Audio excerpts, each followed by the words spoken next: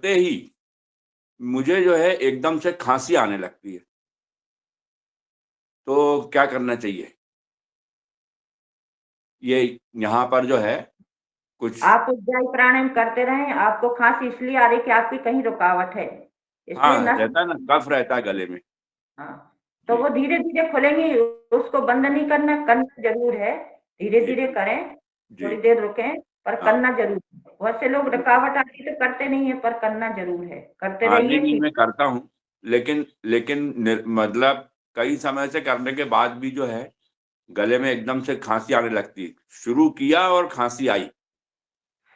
आप तो ऐसा करें, अर्ध चंद्रासन करें पहले, इसमें कोई रुकावट नहीं आएगी, ये वाला पीछे जाने वाला, जी, क्योंकि यहाँ जी। जब प्रेशर पड़ेगा तो धीरे धीरे खुलेंगी। और फिर अच्छा, उष्टासन कर सके तो और भी अच्छा है। अर्ध चंद्रासन तो कोई भी कर सकता है इस तरह हाँ, से। कोई भी कर सकता है। हाँ, तो इसमें कोई परेशानी नहीं होगी, धीरे धीरे खुलेंगी जब नस नाड़ी, तो आपको धीरे धीरे लाभ मिलेगा।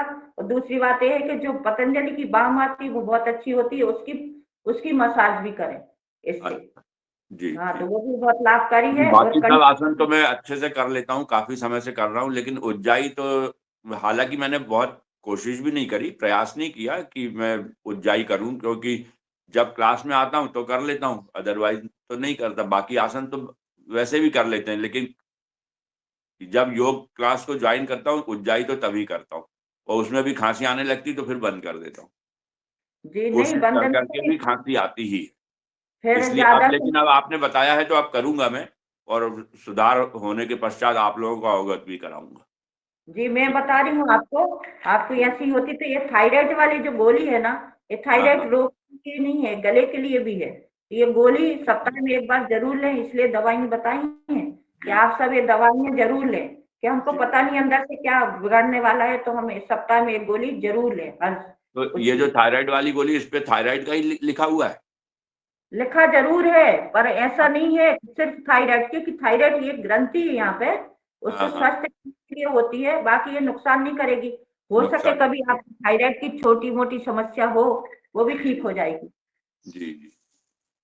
नहीं, वैसे और समस्या नहीं है मुझे थायराइड की, लेकिन आपने बोला है तो उसको लेके देखता हूँ। नहीं, नुकसान भी नहीं होगा। स्वामी जी की जी, जितनी भी दवाइयां हैं, जैसे अपन भोजन करते हैं, हम शरीर को स्वस्थ करने मतलब पोषण देने के लिए, ऐसे शरीर को स्वस्थ रहे, हाँ। मतलब पहले से बीमार ही ना हो, इसलिए हम पहले से ले लेते हैं। ऐसा कोई जी, नुकसान नहीं करती है दवाइयाँ। जी। जी दीदी जी, प्रणाम। धन्यवाद। दीदी नमस्ते। दीदी हम ये कह रहे थे, अभी हमें कुछ समय से हार्निया की यहाँ मतलब थोड़ा सा नीचे एक सूजन सी आ रही है हल्की, अभी माने शुरुआत ही है, तो अपन कौन सी माने कहाँ दिखाएं, चूंकि यहाँ सर्जन को दिखा रहे तो वो ऑपरेशन के लिए सजेस्ट करने लगे तुरंत ही। नहीं, आप पतंजलि के जो वैद्य बैठते हैं उनको दिखाइए, और जी सारे चेकअप करके उनके पास रिपोर्ट लेके जाएंगे, वो दवाइयाँ बताएंगे। वो बहुत अच्छी दवाई है, पतंजलि की बहुत ही अच्छी दवाई है, इसलिए मैं बार बार दीदी बोलती हूँ। करते हैं अपन। जी आप दीदी। उनको जरूर देखें। और हृदय अमृत आती है गोली, वो भी बहुत अच्छी रहती है। हमारे घर पे भी हम रखे हुए हैं, अभी यहाँ मैं 3 ही लेके आई, मैं ऊपर रहती हूँ या नीचे आए हैं, तो कौन मैं सी गोली दीदी, कौन सी? गोली देती हूँ। हमारे घर में सभी को बोलती हूँ कि एक एक दिन एक एक एक गोली जरूर लें, ताकि हमें रोग ना हो। जी जी भैया जी। हाँ अब साथ। शांति पाठ जी कराने का कष्ट करें। जी जी जी जी भैया, वही मैं बोल रही थी कि आप शांति पाठ करेंगे। ओम ओम धौ शांति अंतरिक्षं शांति पृथ्वी शांति राप शांति वनस्पतयः शांति विश्वदेवः शांति ब्रह्म शांति सर्वगं शांति शांतिरेव शांति श्यामा शांतिरेधि। ओम शांति शांति शांति। सर्वेभ्यो नमः।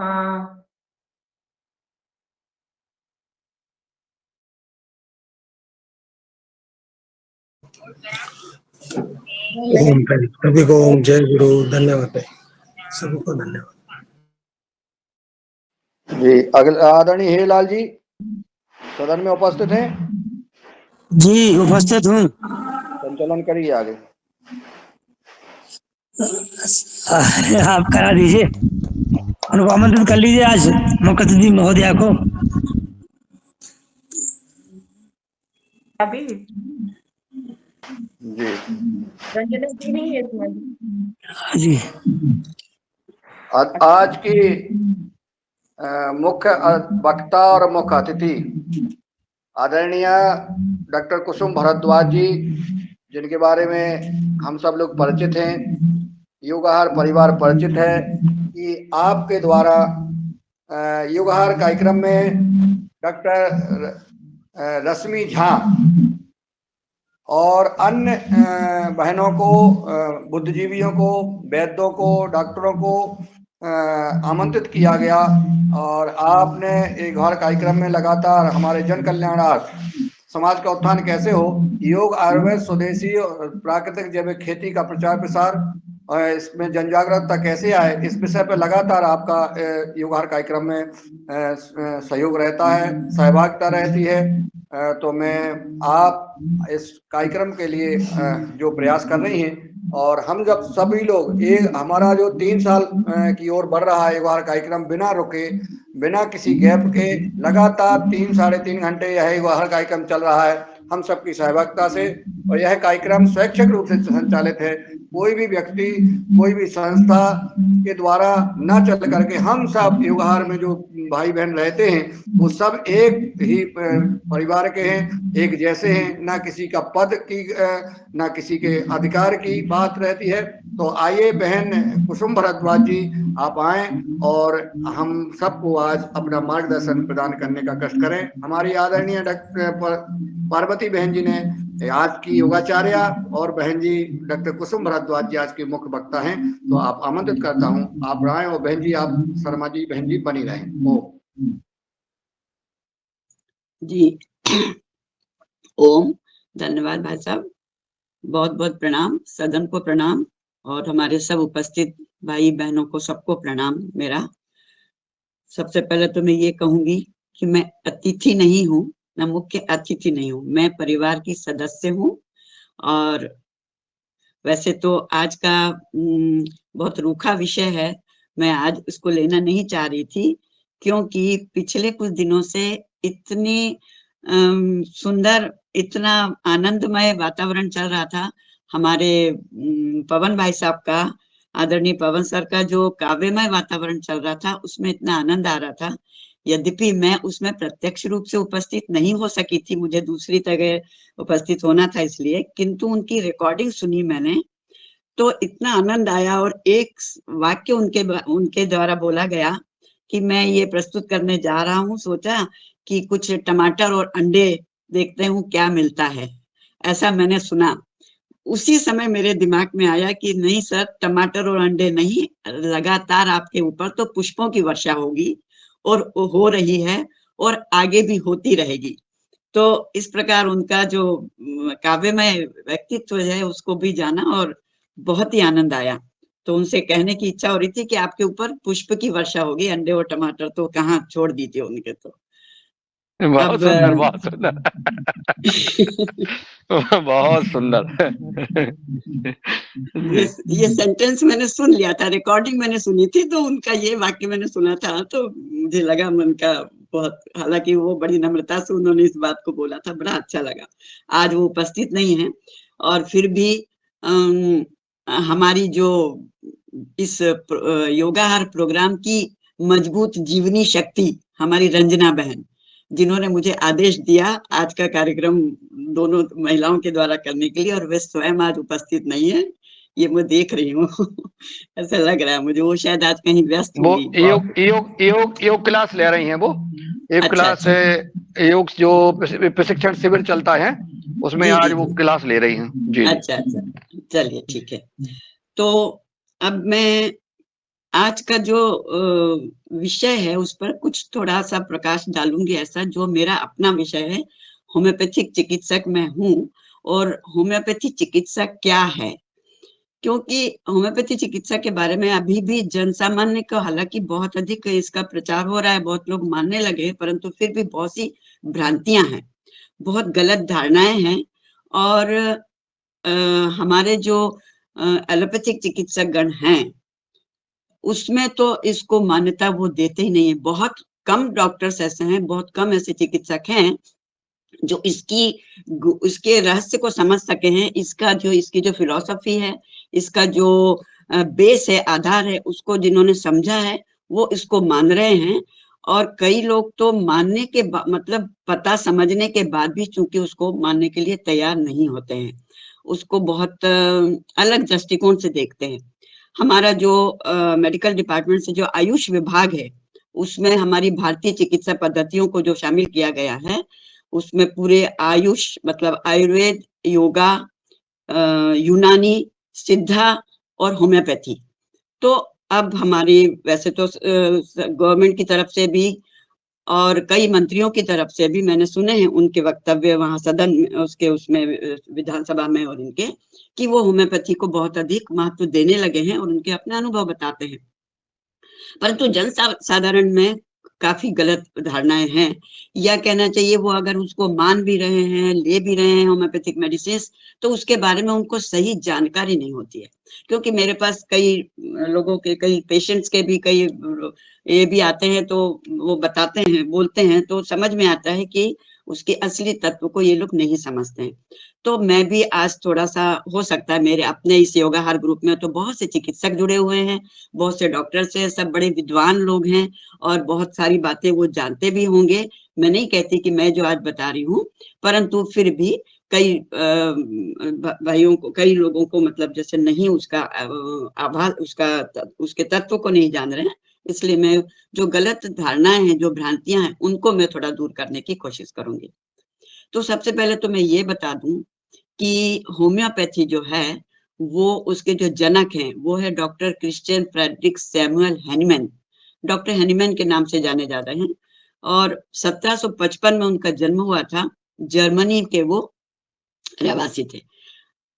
आत्मा से, मन से, दिल से वो बहुत एक संत आत्मा थे और उनको संस्कार में मिला हुआ था मतलब कहना चाहिए बुद्धिमानी, या कह लीजिए कि जो संत भाव था और जो चिकित्सा का भाव था वो उनको संस्कारों में मिला था। उनके पिताजी, उनके दादाजी, वो लोग पोर्सली और बहुत गरीब परिवार के थे, बहुत ही साधारण परिवार के थे।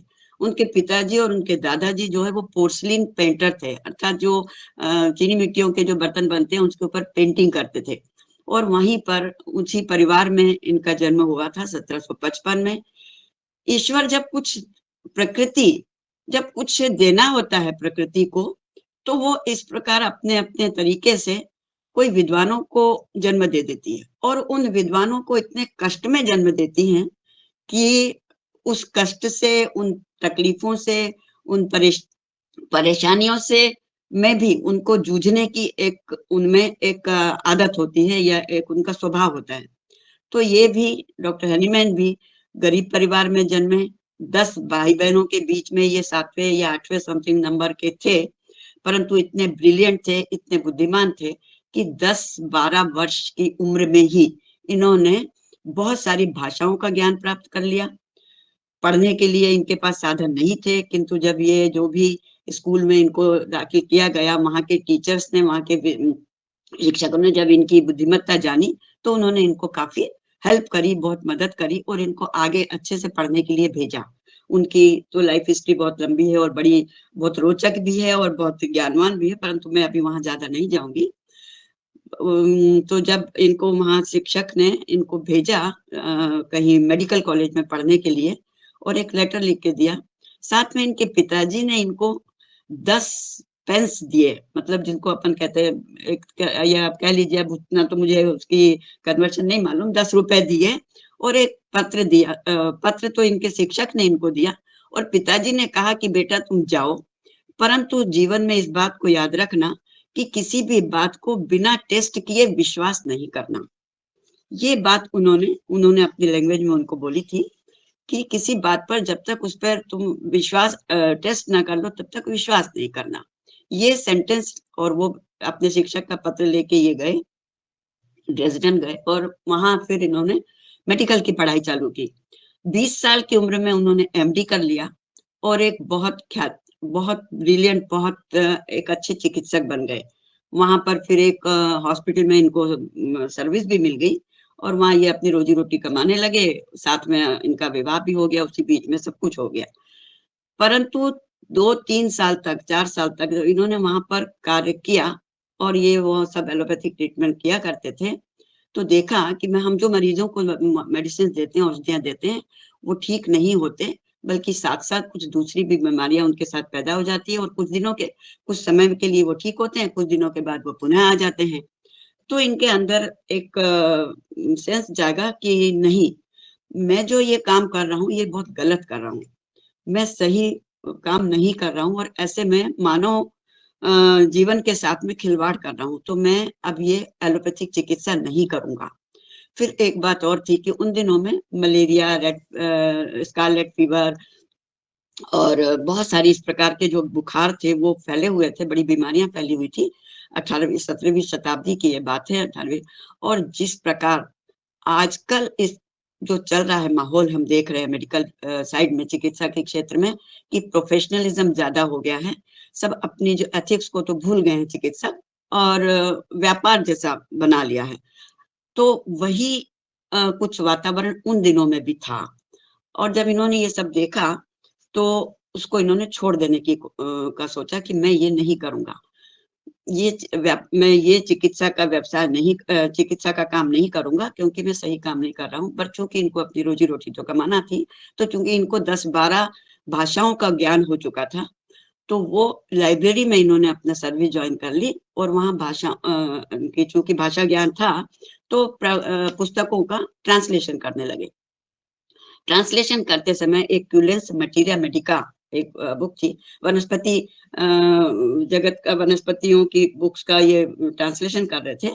तो उसमें उन्होंने पढ़ा कि क्यूनेन अर्थात चाइना, या कहते हैं उसको जो बॉटनिकल नेम है, तो उसको जब हम उसकी जो प्राकृतिक गुण है वो क्या है, उसके प्राकृतिक गुण है कि उसको खाने से बहुत शरीर का ताप बढ़ जाता है, पहले ठंड लगती है, फिर शरीर का ताप बढ़ जाता है, उसके बाद में कुछ देर तक वो रहने के बाद पसीना आता है और ताप निकल जाता है।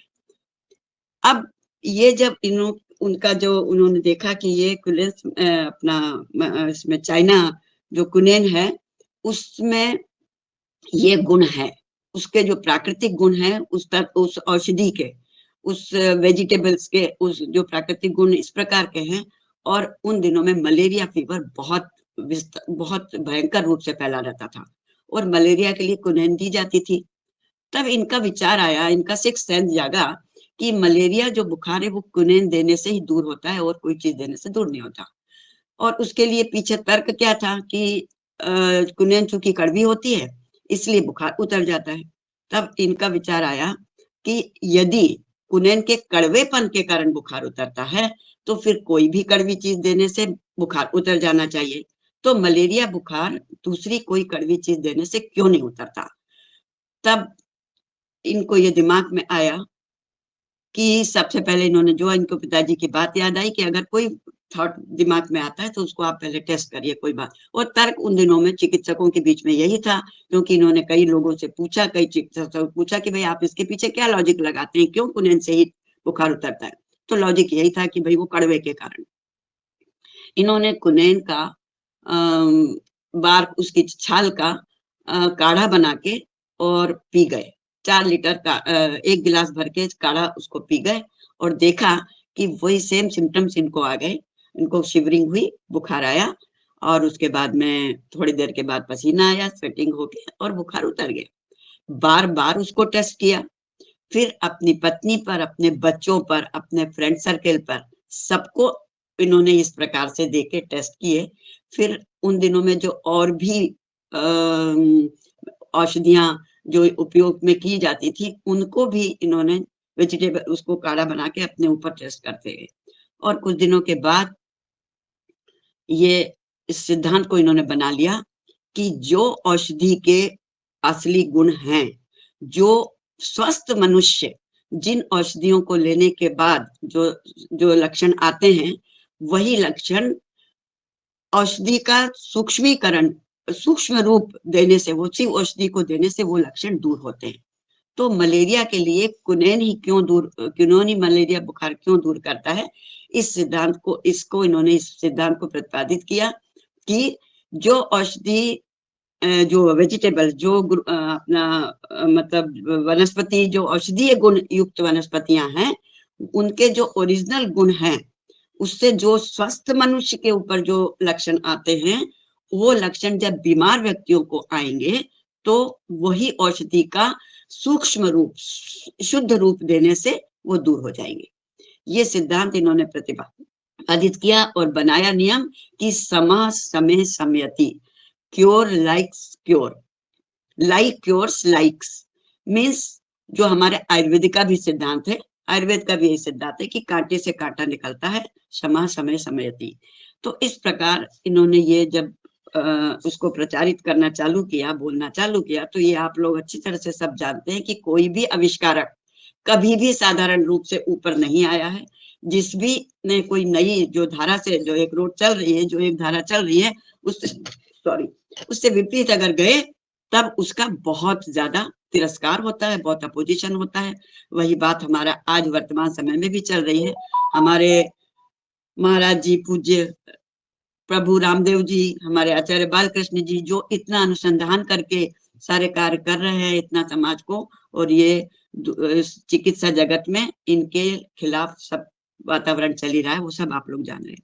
तो कहने का मतलब कि जो भी आविष्कारक होता है, तो इस प्रकार से इनका जीवन भी पूरा कष्ट से निकला, किंतु इन्होंने अपने सिद्धांत को प्रतिपादित किया। 1810 में इन्होंने एक पुस्तक लिखी, organ of medicine. Organ of medicine यानी चिकित्सा की विधि, चिकित्सा किस प्रकार से करना, उसके क्या क्या नियम होते हैं, क्या सिद्धांत होते हैं, और किस प्रकार से प्राकृतिक सिद्धांतों के ऊपर चिकित्सा को आधारित करना चाहिए। इस प्रकार वो पूरी एक पुस्तक है ऑर्गन ऑफ मेडिसिन, जो उन दिनों से लिखी गई है, जो आज भी वर्तमान में भी उसका कोई भी नियम काटा नहीं है। जिस प्रकार से हमारी गीता है, जिस प्रकार से हमारी बाइबिल है या कुरान है, जो एक रूल के रूप में उसमें सब बातें लिखी है, जैसे हमारी गीता में रूल्स के रूप में सब बातें लिखी है, जो आज भी सत्य होती है, चाहे वो हजारों साल पहले लिखी हुई है, परंतु वो स्वास्थ्य को ध्यान में रख के लिखी गई है। तो इसी प्रकार से डॉक्टर हनीमैन की ऑर्गन ऑफ मेडिसिन जो बुक है, वो आज हम चिकित्सा जगत में, होम्योपैथिक चिकित्सा में उसको एक गीता के रूप में मानते हैं और उसके नियमों को पालन करते हैं, और उसके नियमों के अनुसार जो शिक्षा दी जाती है, वही चिकित्सक सही होम्योपैथ बन सकता है, बन जाता है। That is a philosophical part.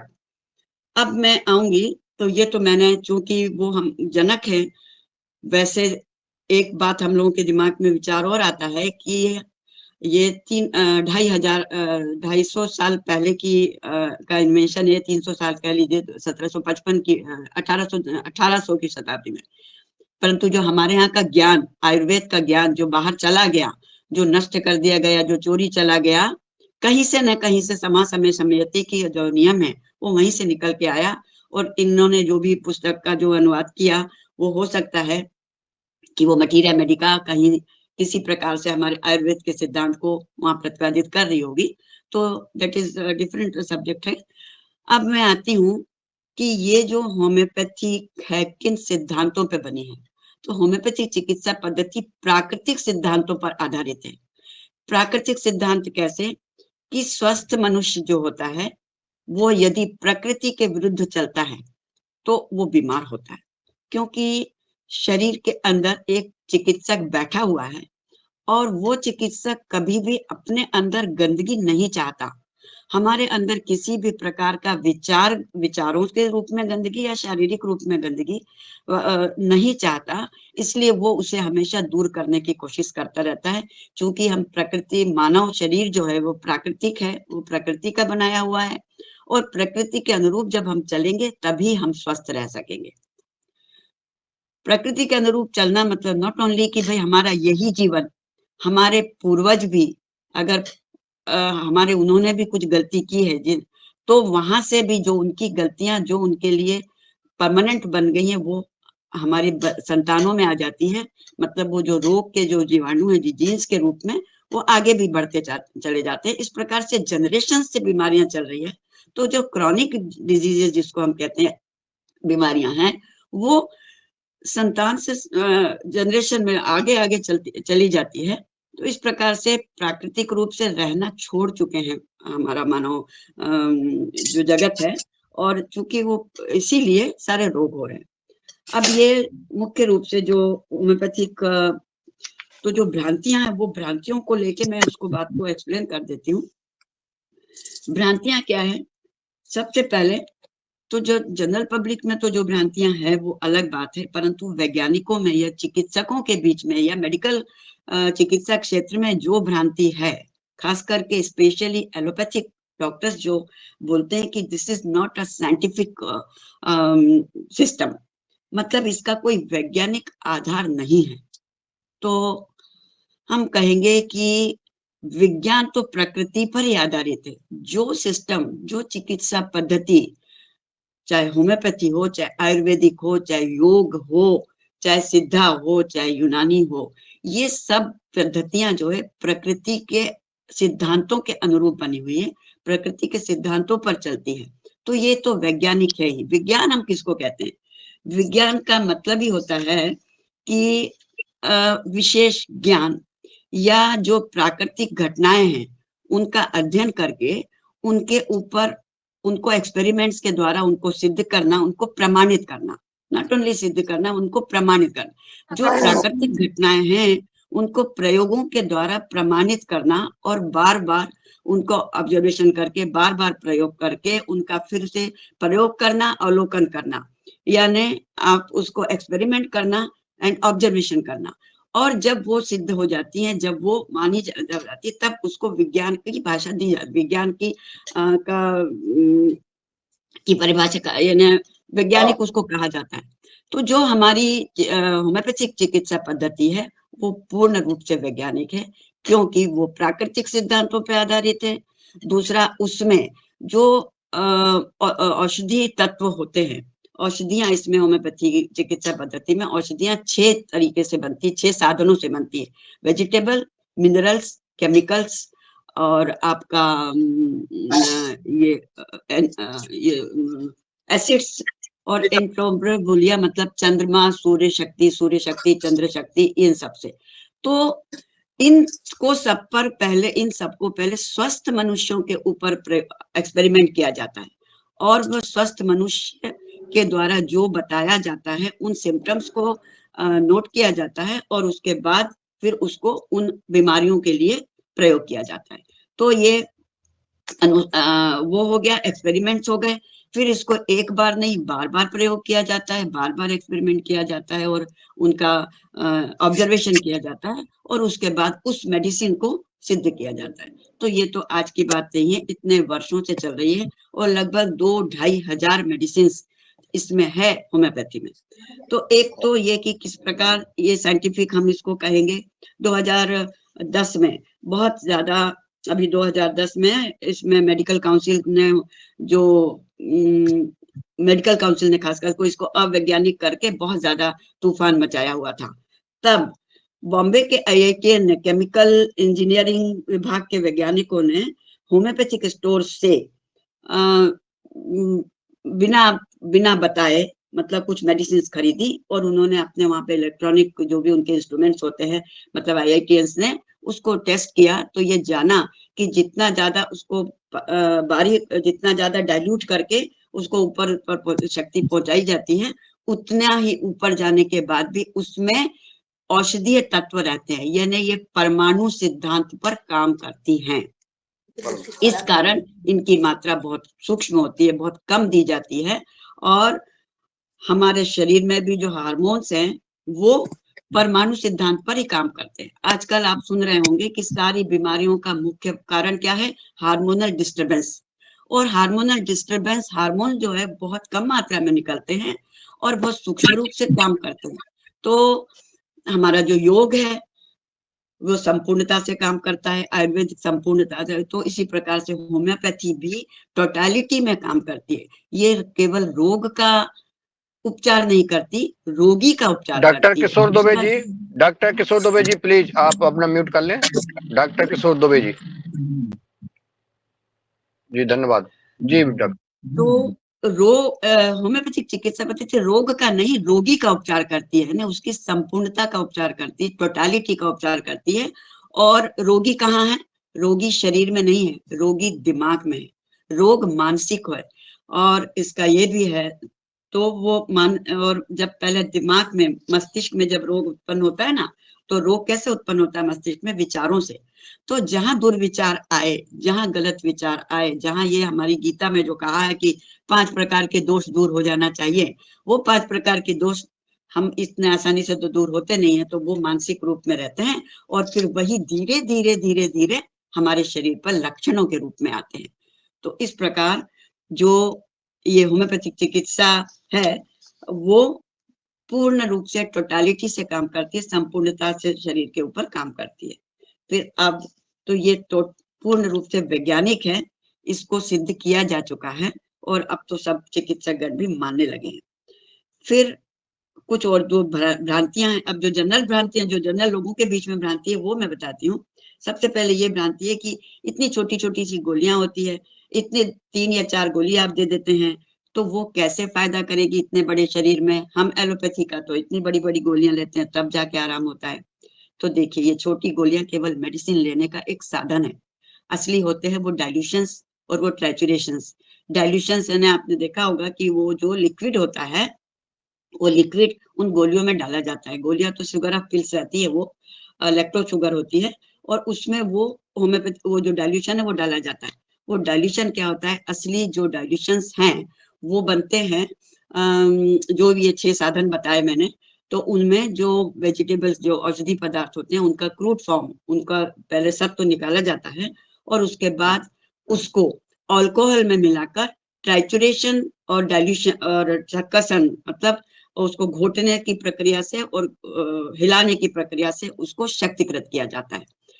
तो जब उसको 1 भाग डाइल्यूशन लिया जाता है और 99 पार्ट अल्कोहल लिया जाता है, और उसमें फिर उसको उस प्रक्रिया से उसको शक्तिकृत किया जाता है। उसके बाद फिर उसमें से वो एक शक्ति होती है, उसमें से फिर 1 पार्ट लेते हैं और 99 पार्ट अल्कोहल मिला के फिर उसको घोला जाता है, हिलाया जाता है। वो सारा काम तो आजकल मशीनों से होता है। डॉक्टर हनीमैन ने तो खुद स्वयं हाथ से अपने घरों में, और उनके साथ में जो चिकित्सक हो गए थे, उनसे वो सारी मेडिसिन घर में तैयार करते थे।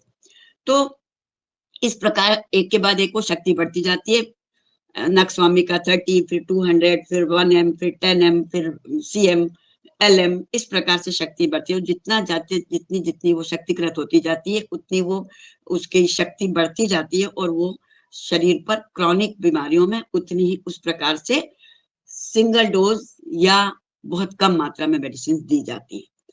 तो ये तो हो गया कि ये धारणा कि जो लिक्विड होता है, जो उसको डाइल्यूशन बोलते हैं, उसको टिंचर नहीं बोलते। टिंचर होता है जो क्रूड फॉर्म में होता है, उसमें कई सारी अशुद्धियां रहती हैं। उन अशुद्धियों को शुद्ध करने के बाद में वो डाइल्यूशन बनता है। दूसरा होता है, सबसे बड़ा एक है कि जब पेशेंट जाता है होम्योपैथिक चिकित्सा के लिए, तो कहता है कि चलो भाई, पहले रोग बढ़ेगा, उसमें रोग बढ़ता है और लंबा समय लगता है। तो धारणा यह है कि रोग बढ़ता है और समय होम्योपैथी में बहुत लंबा लगता है। सीधी सीधी बात है, जितना कचरा हम अपने घर में इकट्ठा करते हैं, दिवाली के समय उस कचरे को निकालने के लिए 1 हफ्ता लग जाता है। दैनिक कचरा तो हम 10 मिनट में झाड़ के साफ कर देते हैं। उसी प्रकार से हमारे शरीर में रोग, जो आपने इतने वर्षों से इकट्ठे किए हुए हैं, एकत्र किए हुए हैं, और हर बार उनको सप्रेस किया, उनको दबाया है। सिर दर्द हुआ, आपने मेडिसिन ले ली, जल्दी से दर्द दूर हो जाए। बुखार आया, फटाक से क्रोसिन ले ली, जल्दी से चला जाए। जो भी बीमारी होती है उसके लिए एलोपैथिक मेडिसिन ली जाती है। मैं एलोपैथी की बुराई नहीं कर रही हूँ, ये औषधि का अपना गुण है। कोई चिकित्सकों का के लिए कुछ बोलना है ऐसी बात नहीं है। औषधियों का अपना गुण है कि एलोपैथिक जो मेडिसिन होती हैं उसमें क्रूड फॉर्म मिला हुआ, मतलब वो औषधि जरूर बनती है, मेडिसिन जरूर बनती है, परंतु फिर भी वो केवल वहां जाकर उस बीमारी को दबा देती है। वहां की जो नर्वस सिस्टम है उसको पैरालाइज कर देती है, उससे वो तकलीफ मालूम नहीं पड़ती। और कुछ दिनों के बाद में, क्योंकि ये आर्टिफिशियल है, ये जो औषधियां हैं ये आर्टिफिशियल है, आर्टिफिशियल एनर्जी है, तो वो जाकर कुछ दिनों में वो चूंकि आर्टिफिशियल है वो खत्म हो जाती है, तो वो दर्द फिर से उठ जाता है, वो रोग फिर से पैदा हो जाता है। और कई बार चूंकि ये उसी जगह पे जो रोग जिस जगह पर है वहां काम ना करके सारे जगह काम करती है, इसलिए फिर वो दूसरी जगह रोग पैदा हो जाता है। होम्योपैथिक मेडिसिन चूंकि बहुत सूक्ष्म होती हैं, कम मात्रा में होती हैं, टोटालिटी और सिम्टम्स के आधार पे दी जाती हैं, इसलिए केवल उसी जगह काम करती हैं जहां पर रोग है। फिर रोग बढ़ने का यही कारण है कि जैसे हमने कहा कि हमारा अंदर एक चिकित्सक बैठा हुआ है, इम्यून सिस्टम हमारी जो है वो किसी को नहीं चाहती, तो जब रोग हो जाता है और उसको जब हम समान रूप की औषधि देते हैं तो वो उसके साथ मिलके उस लक्षण को, उन रोग को बाहर करने की कोशिश करती है, टोटलिटी से निकालने की कोशिश करती है हमारी इम्यून सिस्टम। इसलिए कुछ समय के लिए रोग बढ़ा हुआ मालूम पड़ता है। वो डिपेंड करता है कि आपका रोग कितना पुराना है, उस हिसाब से कुछ घंटे के लिए एग्रावेशन होगा या कुछ दिन के लिए एग्रावेशन होगा या कुछ ज्यादा समय के लिए एग्रावेशन होगा। It depends totally on the chronicity of the disease कि भाई मेडिसिन रोग कितना पुराना है। फिर और समय इसीलिए लंबा लगता है। समय लंबा भी हर एक बीमारी में समय लंबा नहीं लगता। समय जिस प्रकार का व्यक्तित्व है, जिस प्रकार की पर्सनालिटी है, जिस प्रकार का एज ग्रुप है, जिस प्रकार की बीमारी है, कितनी पुरानी है, क्या क्या इंटरनल ऑर्गन डैमेज हो चुके हैं, इन सारी बातों को ध्यान में रखकर मेडिसिन दी जाती है और उसके अनुसार ही समय लंबा लगता है या छोटा लगता है। कई बार तो इतने चमत्कारिक प्रभाव पड़ता है कि एक सिंगल मेडिसिन में है आदमी आके बोलता है कि हमारा रोग तो ठीक हो गया। कई ऐसे अनुभव हैं, कई ऐसे उदाहरण हैं। फिर तीसरा आया कि नए रोग में या एक्यूट डिजीजेस में बीमारी ठीक नहीं होती, ये होम्योपैथिक चिकित्सा काम नहीं करती। अब एक्यूट और क्रॉनिक, जनरल पब्लिक को एक्यूट और क्रॉनिक क्या है ये इसकी जानकारी नहीं होती है। बीमारियां 3 प्रकार से होती हैं। बीमारी होती है, पहला होता है इनडिस्पोजिशन। मैं ये सारी बातें चूंकि हमारे अपने योगाहार ग्रुप में तो बहुत से चिकित्सक हैं और बहुत विद्वान लोग जुड़े हुए हैं, मैं इसलिए इस बात को थोड़ा इतनी बारीकी से बता रही हूँ। अदरवाइज मोटे रूप में तो वैसे भी हम अपन बोलते ही रहते हैं। तो बीमारियां जो है वो 3 प्रकार से होती हैं। इनडिस्पोजिशन यानी केवल टेम्परेरी, कोई हमारे गलत व्यवहार के कारण, गलत खान पान के कारण, गलत बहुत ओवर एग्जर्शन कर लिया, हम थक गए, हमने आज हम रोज योग नहीं करते, आज हमने 2 घंटा योग कर लिया तो दूसरे दिन हमारे हाथ पैर दर्द करने लगे। आज हम 3 दिन से लगातार शादी ब्याह में जाके पार्टियां खा रहे हैं, हम बहुत उल्टा पुल्टा सारा सब खा रहे हैं, तो हमारा पेट गड़बड़ हो गया, डायरिया हो गया या कॉन्स्टिपेशन हो गया, जो भी पेट की बीमारी हो गई। या और रात भर किसी कारण से हम रात भर जाग रहे हैं, कुछ हमने रेस्ट नहीं लिया है तो हमारा सिर दर्द हो गया। इस प्रकार के जो लक्षण होते हैं वो कहलाते हैं ड्यू टू, उसके पीछे रीजन क्या है, इन लक्षणों के आने का रीजन क्या है, कारण क्या है, तो वो है ये हमारे शरीर को गलत प्रकार से उसका व्यवहार कर लेना। तो वो उसके लिए कोई औषधि की आवश्यकता नहीं होती। गलत खान पान लिया है तो आप उपवास कर लीजिए या बहुत लाइट कुछ ऐसी औषधि, घरेलू औषधि या कुछ ऐसे तत्व ले लीजिए जिससे आपका वो जो इंडाइजेशन हुआ है वो ठीक हो जाए। बहुत अधिक गहरी मेडिसिन लेने की आवश्यकता नहीं है। यदि आपने बहुत एक्सर्शन, किसी कारण से बहुत मेहनत हो गई है तो आप रेस्ट कर लीजिए, आप आराम कर लीजिए, आपके हाथ पैरों का दर्द कम हो जाएगा। आपने 2 घंटा योग किया है, पहले ही दिन इतने जम के कूद लिए, बहुत कर लिए, तो आप 2 दिन उसको आराम दे दीजिए। इस प्रकार से तो ये कहलाती इनडिस्पोजिशन, यानी हमारी पोजीशन गलत हो गई, उस कारण से हमारे पास लक्षण आ गए, तो उसका ट्रीटमेंट उसी प्रकार से किया जाता। समय समय समयति, यही वाली बात है, जैसे को तैसा ही मिलना चाहिए, उसके अनुसार। अब होती है फिर असली बीमारियां होती हैं 2 प्रकार की, एक्यूट और क्रॉनिक। एक्यूट यानी नए रोग। नए रोग क्या होते हैं, जैसे आपका निमोनिया है, वायरल फीवर है, और ये जो टाइफाइड है, लंग्स से और आपका इससे जुड़े हुए सब रोग हैं, मतलब जो उनका जो समय होता है वो फिक्स होता है। जैसे मीजल्स है, मम्स है, टॉन्सिल्स हैं, आपका वायरल फीवर सारे हैं, मलेरिया है, तो ये आपका चिकनगुनिया और ये जो सारे रोग भी अभी अभी जो सब निकले, स्वाइन फ्लू और चिकनगुनिया, ये जो सारे रोग हैं ये एक्यूट डिजीज कहलाती हैं। यानी ये इनकी डेफिनेशन ये है कि ये फिक्स होती है, इनका समय निश्चित होता है। इनको चाहे इनका इलाज किया जाए या चाहे ना किया जाए, ये उतने ही दिन के लिए आती हैं। इनका सब बीमारियों का अपना अपना दिन फिक्स होते हैं, उतने ही दिनों के लिए आती हैं और उतने दिन के बाद अपने आप चली जाती हैं। अब अपने आप चली जाएंगी तो प्रश्न उठता है कि भाई बिना औषधि के कैसे चली जाएंगी। औषधि इसलिए दी जाती है कि जो हमारी क्योंकि जो हमारा इम्यून सिस्टम है, हमारी जो रोग प्रतिरोधक शक्ति है, वो स्वयं इन बीमारियों को भगाने की कोशिश करती है। तो अब हम लाइट औषधि हम दे देते हैं तो उससे उसको मदद मिल जाती है और वो उस रोग को जल्दी दूर कर देती है। तो ये जो एक्यूट डिजीज या नए रोग जो होते हैं, इस समय जो लक्षण आते हैं वो लक्षण काहे के लिए आते हैं? हमारी अंदर की गंदगी को दूर करने के लिए।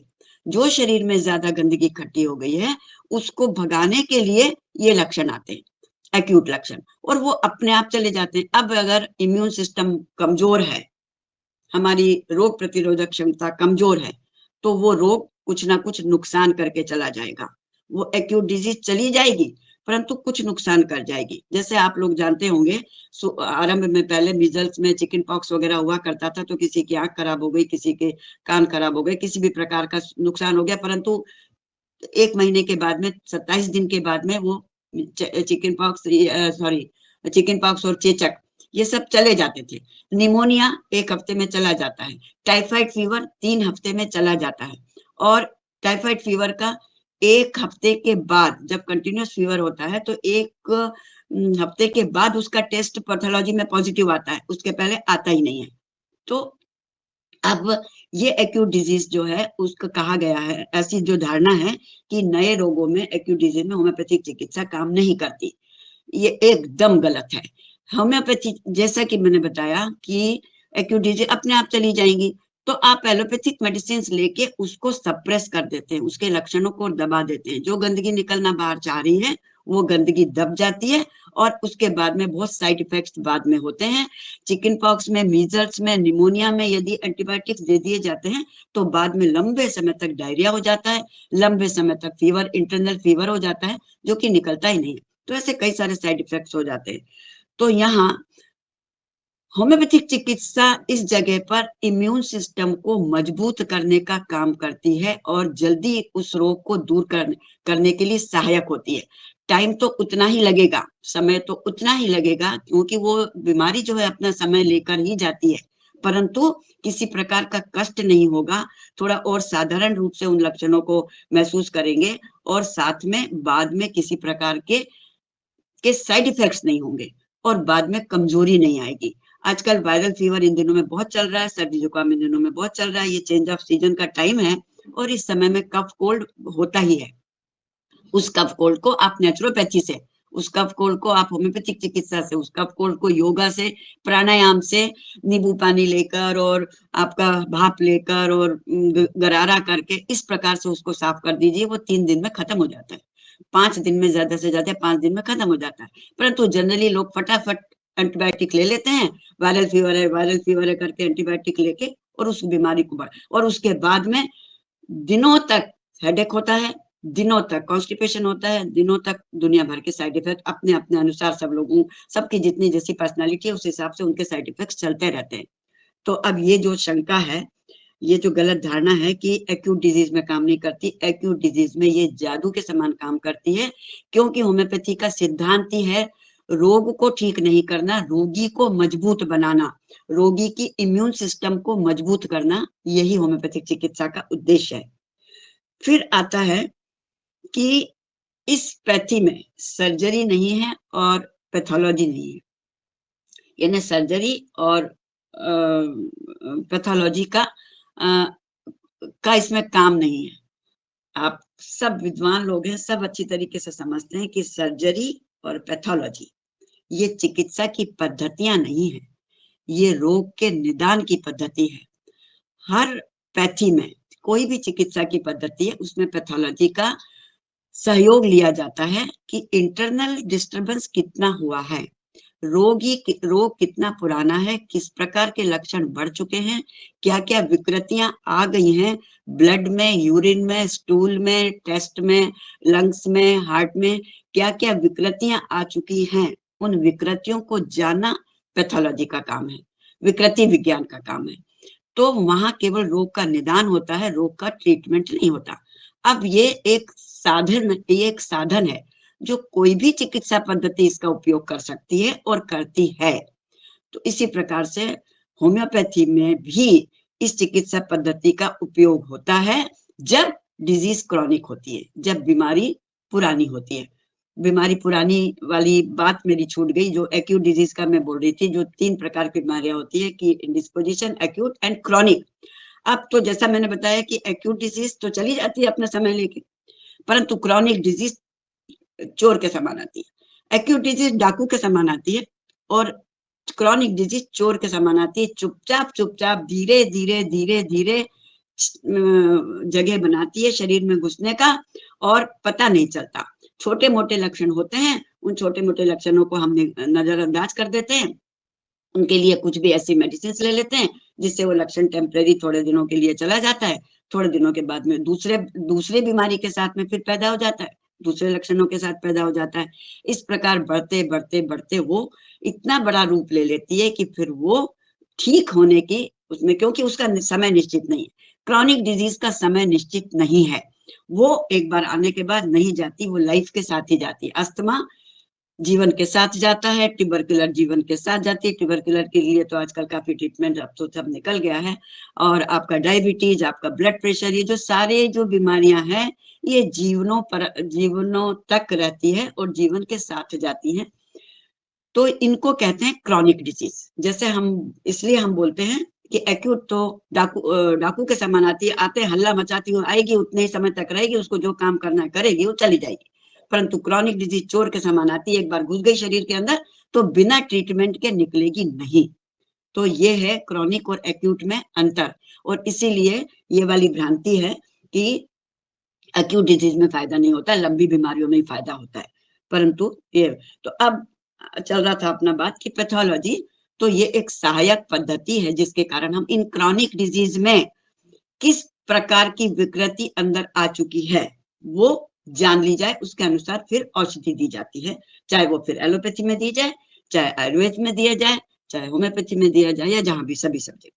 अब है सर्जरी भी कोई चिकित्सा की पद्धति नहीं है, चिकित्सा का एक रोग के कारण को निकाल देने का एक तरीका है।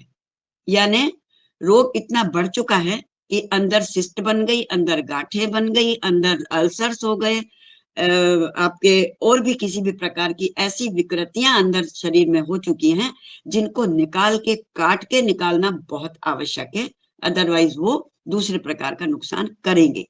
तो उनको काट के निकाल देना, चाहे वो इंटरनल हो चाहे वो एक्सटर्नल हो, चाहे बाहर किसी प्रकार की बढ़ोतरी हो चाहे अंदर कोई बढ़। तो ये जो सर्जरी होती है वो उस रोग के जो प्रभाव, उस रोग का जो रिजल्ट है, उस रोग के रिजल्ट को काट के दूर करने का जो सब्जेक्ट है, विषय है, वो है सर्जरी। कारण को दूर नहीं करते, वहां कारण दूर नहीं होता, इसीलिए जो भी सर्जरी होती है फिर से रिकरेंस हो जाता है। पाइल्स की सर्जरी हुई, रिकरेंस हो जाएगा। किसी भी प्रकार की सिस्ट की, ट्यूमर की, किसी भी प्रकार की विकृत अंदर जो ग्रोथ है उसकी जब सर्जरी की जाती है और फिर से रिकरेंस के पूरे चांसेस रहते हैं। डिपेंड करता है कि किस प्रकार का वो बीमारी थी, तो कितने दिनों के बाद में उसका रिकरेंस होगा। अब फिर एक और ये भ्रांति है कि होम्योपैथिक चिकित्सा के अंतर्गत इन विषयों को नहीं पढ़ाया जाता। तो ये हम आपको जानकारी के लिए बताएं कि होम्योपैथिक चिकित्सा भी उतने ही विषय पढ़ती है जितने सारी दूसरे मेडिकल, जितने भी चिकित्सा की पद्धतियां हैं, ये जो 6 भी पद्धतियां हैं हमारे आयुष की, उन सब में ये सारे विषय पढ़ाए जाते हैं। Anatomy, physiology, pathology, gynaecology, ophthalmology, surgery, pharmacy, सब पढ़ाया जाता है। और होम्योपैथी चिकित्सा में भी ये सब सब्जेक्ट कंपलसरी होते हैं, पूरे 5 साल का कोर्स होता है और उसमें भी इंटर्नशिप के साथ में ही इसकी पढ़ाई पूरी होती है। बल्कि यहाँ पर फार्मेसी में डिफरेंस होता है, आयुर्वेद में आयुर्वेदिक फार्मेसी पढ़ी जाती है, एलोपैथिक में एलोपैथी फार्मेसी पढ़ी जाती है और होम्योपैथी में होम्योपैथिक फार्मेसी पढ़ी जाती है, जिसको मटीरिया मेडिका बोलते हैं। बल्कि होम्योपैथिक के 5 सालों में 2 विषय एक्स्ट्रा पढ़ाए जाते हैं, जो जैसे मैंने अभी आपको बताया, Organon of medicine and repertory. तो ऑर्गेनन ऑफ मेडिसिन तो इसका बेस है। जिस बच्चे ने जिसने भी होम्योपैथिक चिकित्सक ने अगर ऑर्गेनन को नहीं पढ़ा तो वो सही होम्योपैथ नहीं बन सकता, क्योंकि सारे नियम कानून जो है कि होम्योपैथिक चिकित्सा किस प्रकार से की जाएगी वो सब ऑर्गेनन ऑफ मेडिसिन में। और इसीलिए ये विषय जो है ऑर्गेनन ऑफ मेडिसिन चिकित्सा के शिक्षा में पूरे 5 साल तक चलता है। एनाटॉमी फिजियोलॉजी को 2 साल पढ़ाया जाता है, पैथोलॉजी को फिर 1 साल पढ़ाया जाता है, सर्जरी, गायनेकोलॉजी, इन सारे विषयों को 1-1 साल पढ़ाया जाता है, 7-7 इसमें पढ़ाया जाता है। परंतु Organon of medicine and repertory ये पूरे 5 साल पढ़ाई जाती है। तो अब ये भी जो भ्रांति है कि होम्योपैथी चिकित्सा में सर्जरी नहीं होती, एलोपैथिक में भी सर्जन्स अलग होते हैं और मेडिसिन वाले चिकित्सक अलग होते हैं। जो मेडिसिन वाला होता है वो सर्जरी नहीं करता, और जो सर्जरी करते हैं, जो सर्जन्स होते हैं, वो मेडिसिन नहीं मतलब मेडिसिन उसमें नहीं रहते, मतलब वहां पे भी ये 2 फील्ड है।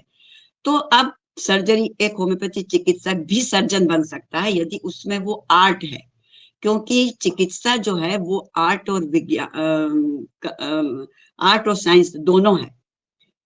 चिकित्सा में कोई भी चिकित्सा पद्धति में ये दोनों होते हैं, साइंस भी होता है और वो अपने आप में विज्ञान भी है और अपने आप में कला भी है।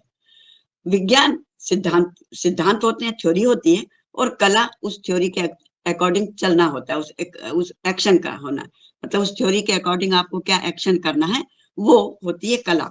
तो हर कला में के बेस में विज्ञान होता है। तो यहाँ चिकित्सा पद्धतियों के भी बेस में ये सिद्धांत है, और इसीलिए मेडिसिन जो है वो सर्जरी जो है वो एक कला का पार्ट है, एक आर्ट का पार्ट है। जो बहुत अच्छे सर्जन बन सकते हैं वो सर्जरी में अपना एमडी कर लेते हैं, ऐसा हुआ।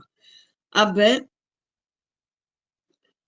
आपका और क्या भ्रांति बचती है इतनी?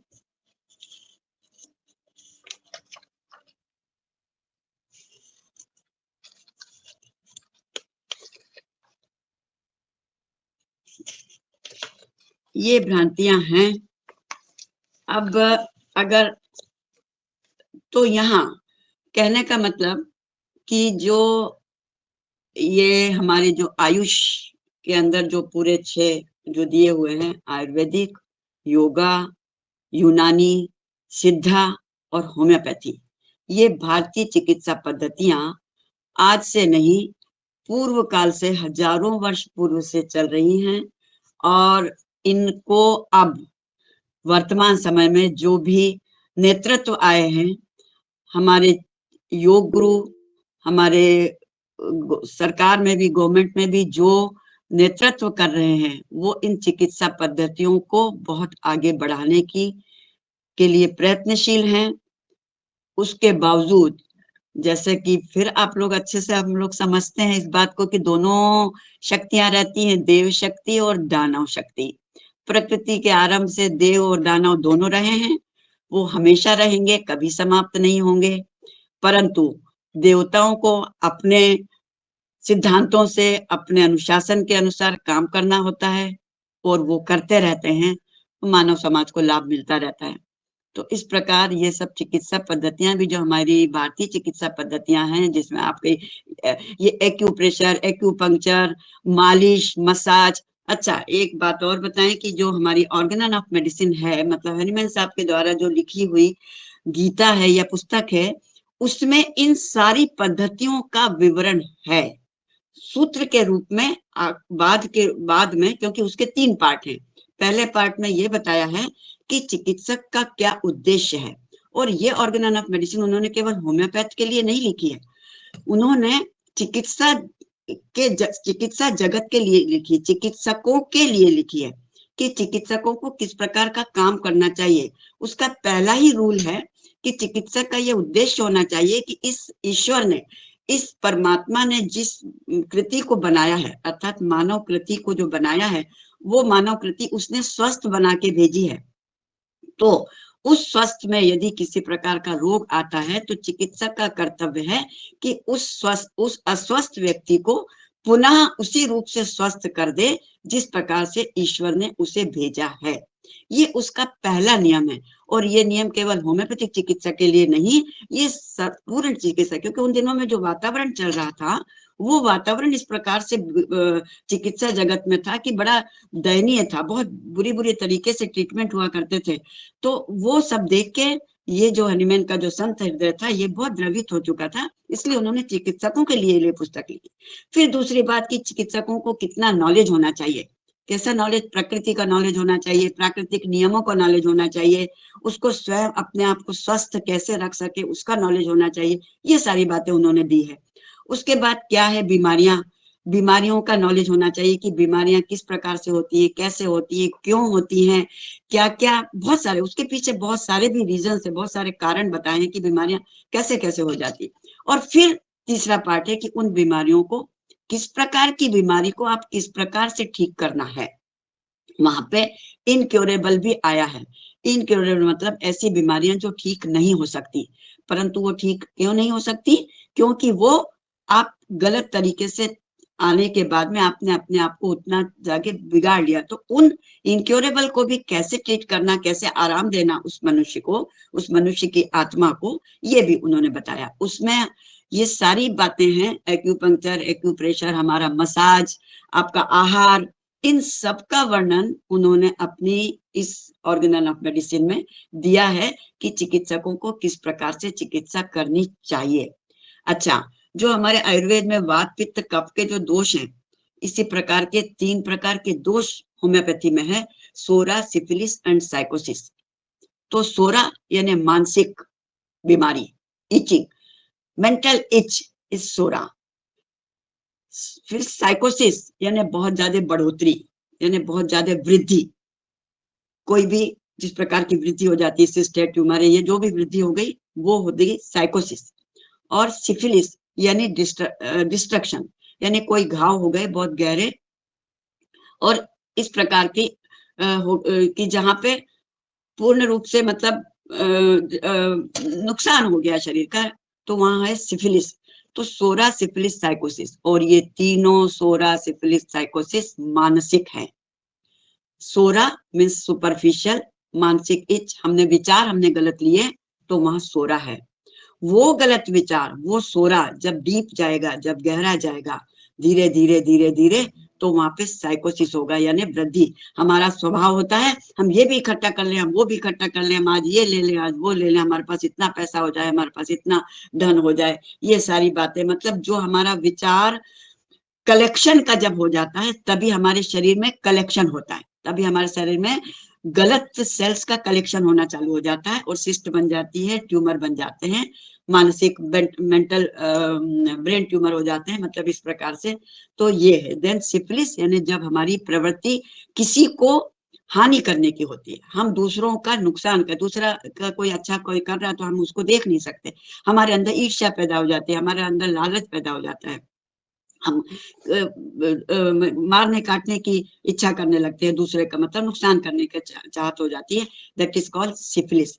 तो ये जो 3 प्रकार के मियाज्म हैं, ये मानसिक, और फिर ये मियाज्म भी जेनेटिक भी आते हैं। तो जैसे मैंने आरंभ में कहा था कि भी जेनेटिक आपके इससे आपके जनरेशन से जो बीमारियां आती हैं, तो ये 3 प्रकार के मियाज्म, उसको उन्होंने मियाज्म बोला है।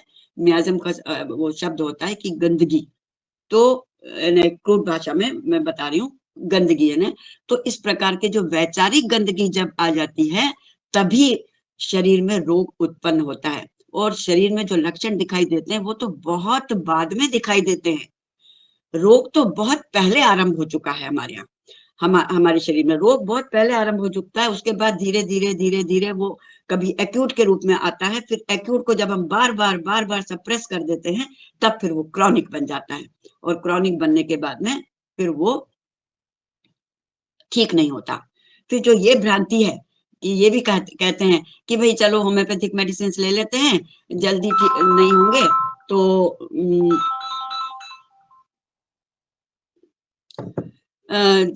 लंबा समय लगेगा परंतु ठीक तो हो जाएंगे। अरे आप ये बताइए, आप एलोपैथिक मेडिसिन लेके ठीक होते हैं क्या? बीपी की एक बार मेडिसिन चालू हुई, आपकी जिंदगी भर लेना है। डायबिटीज की एक बार मेडिसिन चालू हुई, थायराइड की एक बार मेडिसिन चालू हुई, आपको जिंदगी भर लेना है। वहां क्योर कहाँ है? वहां क्योर नहीं है। परंतु यहाँ क्रॉनिक डिजीजेस का क्योर है, बशर्ते कि आपकी क्रॉनिसिटी कितनी है, आपकी पर्सनालिटी कैसी है, आपकी सेंसिटिविटी कैसी है। आप फिर यहाँ पर ये भी बात हाँ, एक और बात है कि जब हम ये लेते हैं, हिस्ट्री लेते हैं, केस टेकिंग करते हैं पेशेंट की। अच्छा, ये भी ये हाँ, ये सारे मैं इसलिए बता रही हूँ कि पेशेंट के मुंह से ये सब सुनने को मिलता है। अरे भाई, उस होम्योपैथ के पास गए, उसने तो हमको घंटा भर बैठा लिया, 1 घंटे तक उसने हमको हमारी सारा पूछा, दुनिया भर के प्रश्न किए और इतनी इतनी से 2-4 पुड़िया बना के दे दी।